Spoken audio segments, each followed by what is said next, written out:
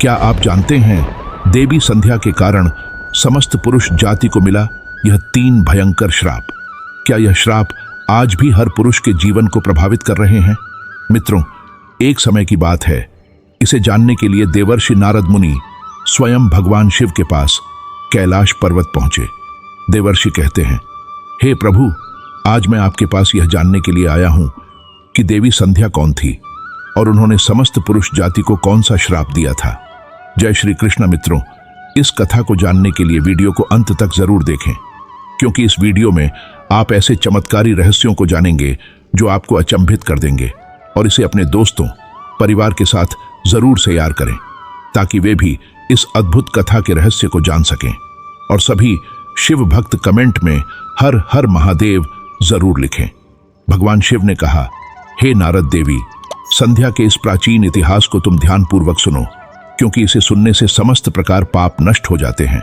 देवर्षि कहते हैं, हे प्रभु, मैं इस कथा को ध्यान से पूरा अवश्य सुनूंगा। कृपा करके आप मुझसे वो कथा कहें।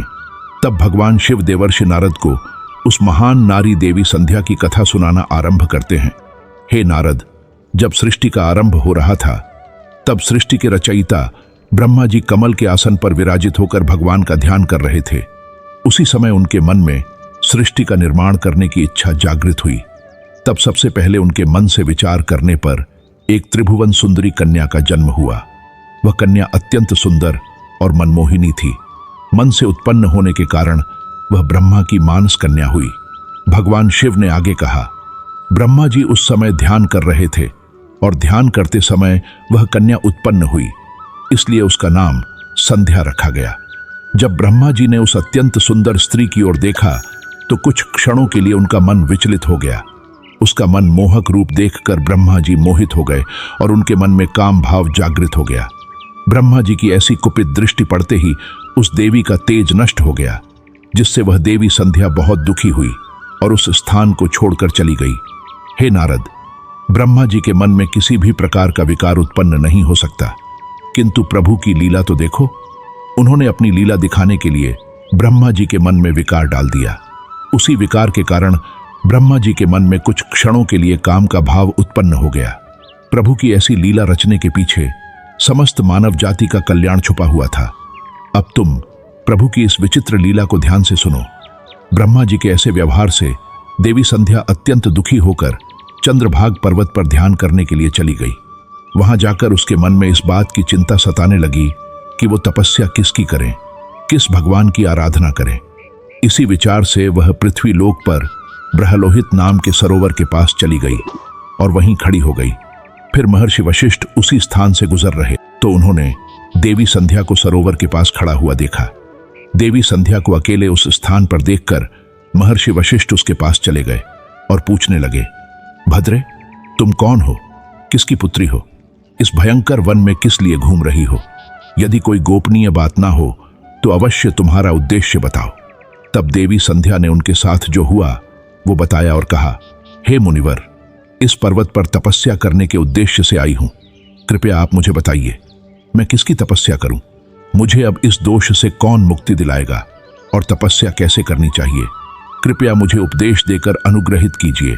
संध्या की बात सुनकर महर्षि वशिष्ठ कहने लगे, हे देवी, तुम भगवान नारायण की तपस्या करो। ऐं नमो नारायण आय नमः, इस महामंत्र का जाप करो। जब तक भगवान के दर्शन ना हो तब तक इस मंत्र का जाप करती रहो। स्वच्छ वस्त्र पहनकर उत्साह और प्रेम के साथ इस नियम का पालन करो। मौन धारण करते हुए भगवान के नाम का जाप करो। तुम्हारी भक्ति से प्रसन्न होकर भगवान विष्णु तुम्हें अवश्य दर्शन देंगे। इस प्रकार से महर्षि वशिष्ठ देवी संध्या को उपदेश देकर वहां से चले गए। देवी संध्या को अब तपस्या का मार्ग मिल गया। उसकी हर्ष की सीमा ना रही और वह बड़े आनंद के साथ श्रीहरि की तपस्या में लग गई। वह महर्षि के बताए हुए नियमों का पालन सावधानी से करने लगी। इस प्रकार सभी नियमों का पालन करते हुए देवी संध्या ने 4 युगों तक अपनी तपस्या अटल रखी। उसकी व्रत, तपस्या और भगवान के प्रति श्रद्धा को देखकर सभी देवताओं को बड़ा आश्चर्य हुआ।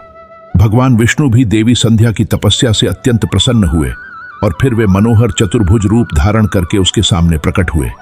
भगवान विष्णु ने कहा, हे देवी, उठ जाओ, मैं तुम्हारी भक्ति से अत्यंत प्रसन्न हूं। भगवान विष्णु की मनोहर छवि देखकर देवी संध्या शीघ्रता से खड़ी हो गई। भगवान का यह रूप सूर्य के समान तेजवान दिखाई पड़ रहा था। भगवान के ऐसे रूप को देखकर देवी संध्या स्तब्ध हो गई। उसे समझ नहीं आ रहा था कि वह क्या करे और क्या कहे। उसके मन में भगवान की स्तुति करने की अभिलाषा हुई, किंतु वह भगवान के उस रूप को देखकर कुछ भी बोल नहीं पा रही थी। फिर भगवान विष्णु ने देवी संध्या की मनोदशा को जान लिया और उसे दिव्य ज्ञान दृष्टि देते हुए दिव्य वाणी प्रदान की। फिर देवी संध्या बड़े उत्साह से भगवान विष्णु की स्तुति करने लगी। उसके एक एक वाक्य में उसकी भक्ति और समर्पण दिखाई पड़ रहा था। तपस्या के कारण संध्या का शरीर अत्यंत क्षीण और कमजोर हो गया था। तब भगवान ने अपनी अमृतम दृष्टि डालकर उसके शरीर को हृष्ट-पुष्ट बना दिया और मधुर वचन में उससे कहने लगे, भद्रे, तुम्हारी तपस्या से मैं अत्यंत प्रसन्न हूं। तुम अपनी इच्छा के अनुसार वर मांग लो। तब देवी संध्या ने कहा, प्रभु, यदि आप मुझ पर प्रसन्न हैं और मुझे वरदान देकर अनुग्रहित करना चाहते हैं, तो मैं पहला वर मांगती हूं कि संसार में जितने भी प्राणी हैं, पैदा होते ही उनके मन में काम का विकार उत्पन्न ना हो। दूसरा वर मैं यह मांगती हूं कि मेरा पतिव्रता धन कभी खंडित ना हो। और तीसरा वरदान मुझे यह दीजिए कि अपने पति के अलावा किसी अन्य पुरुष के प्रति मेरे मन में आसक्ति ना हो। जो भी पुरुष मेरी ओर को दृष्टि भाव से देखे, वह पुरुष नपुंसक हो जाए। फिर भगवान विष्णु ने वरदान देते हुए कहा, कल्याणी, आज तुमने संसार के कल्याण के लिए उत्तम वर मांगा है। इसीलिए आज से ही पैदा होने के बाद किसी भी प्राणी के मन में काम वासना का भाव नहीं होगा। मनुष्य के शरीर की 4 अवस्थाएं होंगी, बाल्य, कौमार्य, यौवन और जरा। मनुष्य को कौमार्य अवस्था के अंत में ही काम भाव का उदय होगा। तुम्हारी इस तपस्या से आज मैंने यह मर्यादा स्थित कर दी है कि संसार में कोई भी प्राणी पैदा होते ही काम भावना से युक्त नहीं होगा। तुम्हारे सतीत्व की प्रशंसा तीनों लोकों में होगी और तुम्हारे पति के अलावा जो भी पुरुष तुम्हें काम की दृष्टि से देखेगा, वह तुरंत ही नपुंसक हो जाएगा। तुम्हारे पति बड़े भाग्यवान, तपस्वी, सुंदर तथा तुम्हारे साथ साथ कल्पों तक जीवित रहने वाले होंगे। हे देवी, तुमने जो जो वर मांगे हैं, मैंने वह प्रदान किया।